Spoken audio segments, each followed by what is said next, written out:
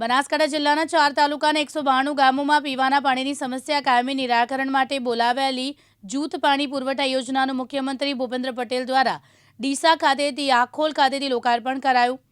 કુલ રૂપિયા 633 કરોડના ખર્ચે તૈયાર થયેલા રણકપુર ઓફટેક અને દેવાપુર ઓફટેક યોજનાથી ડીસા અને લાખાણી તાલુકાના કુલ 88 ગામ તેમજ કાંગ્રેજ અને દિયોદરના કુલ 104 ગામ અને થરા શહેરને શુદ્ધ પીવાના પાણીનો લાભ મળી રહેશે।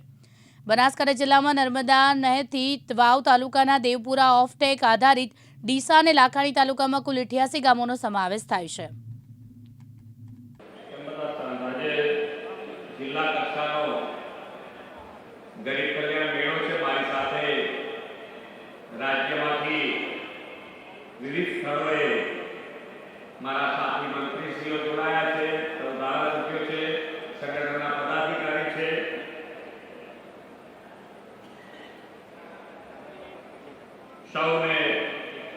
સૌને પણ મારા નમસ્કાર।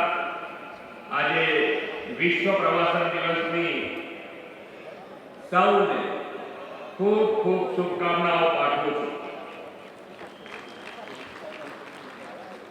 2023-24 પ્રવાસીઓની સંખ્યા 24% વધી છે અને 23.43 લાખ વિદેશી પ્રવાસીઓએ આ 23-24 ગુજરાતની મુલાકાત લીધી છે। વિશ્વ નેતા અને દેશના યશસ્વી વડાપ્રધાન શ્રી નરેન્દ્રભાઈ મોદીએ જ્યારથી દેશનું સેવા દાયિત્વ સંભાળ્યું છે ત્યારથી દેશમાં ગરીબ કલ્યાણનો નવો અધ્યાય શરૂ થયો છે। ગરીબોનું સશક્તિકરણ કેવી રીતે થઈ શકે તેનું ઉત્તમ ઉદાહરણ દેશ અને દુનિયાને શ્રી નરેન્દ્રભાઈએ પૂરું પાડ્યું છે। ગરીબોને સહાય સાધન આપીને તેમને આત્મનિર્ભર પગભર કરવાનો સેવા યજ્ઞ તેમના નેતૃત્વમાં દેશભરમાં શક્ય થયો છે। પ્રધાનમંત્રી વિશ્વકર્મા યોજના હોય, જનધન યોજના હોય, સ્વનિધિ યોજના હોય જેવી યોજનાઓથી ગરીબોનું આર્થિક સશક્તિકરણ મોદી સાહેબે કર્યું છે। એટલું જ નહીં, પ્રધાનમંત્રી ગરીબ કલ્યાણ અન્ન યોજના, આયુષ્યમાન ભારત યોજના, પ્રધાનમંત્રી આવાસ યોજના, આ બધી જ યોજનાઓના લાભથી પહોંચાડીને સામાજિક સુરક્ષા પણ માન્ય વડાપ્રધાનશ્રીએ અહીંયા આપી છે। આવાસ, આરોગ્ય, અન્ન અને આવક, આ 4 સ્તંભ પર ગરીબોના ઉત્થાનની ઇમારત રચી છે, જેના પરિણામે દેશમાં 25 કરોડ લોકો ગરીબીમાંથી બહાર આવ્યા છે।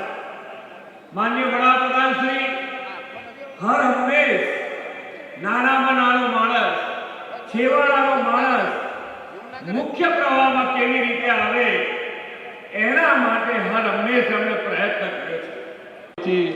આ ડીસા ખાતેથી રાજ્ય કક્ષાના આ ગરીબ કલ્યાણ મેળાનું અહીંથી જ્યારે આપણે સૌની ઉપસ્થિત માન્ય મુખ્યમંત્રી સાહેબ જ્યારે લાભાર્થીઓને લાભ આપવા જઈ રહ્યા છે, એટલે આપણે માન્ય પ્રધાનમંત્રીને માન્ય રાજ્યના મુખ્યમંત્રી આદરણીય ભૂપેન્દ્રભાઈનો પણ હૃદયથી આભાર માન્યો।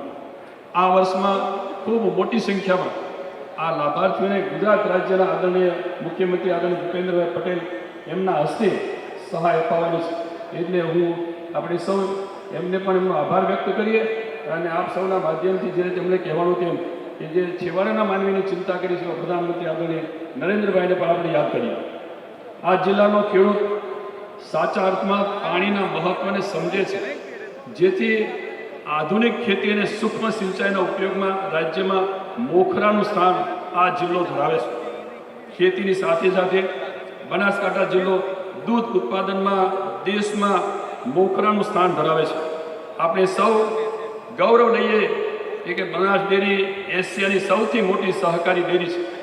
આ જિલ્લાના પશુપાલકો માટે એક આશીર્વાદ રૂપ બની રહી છે। કુદરતી સંસાધનો એની બાબતમાં આ જિલ્લામાં લઈએ તો આ જિલ્લો ખૂબ સમૃદ્ધ છે। આ જિલ્લામાં ચૂનાનો પથ્થર, માર્બલ, ગ્રેનાઇટ, બાંધકામના પથ્થર અને ચિનાઈ માટે જેવા મિનરલના ભંડારો રહેલા છે. રાજ્યના આરસ પહાણને મળી ખૂબ મોટા પ્રમાણમાં જથ્થો એટલે કે લગભગ 99% જેટલો જથ્થો આ બનાસકાંઠામાંથી મળે છે. બનાસકાંઠા જિલ્લો પારસ વ્યાસ, દિવ્યાંગ ન્યૂઝ, ડીસા, બનાસકાંઠા.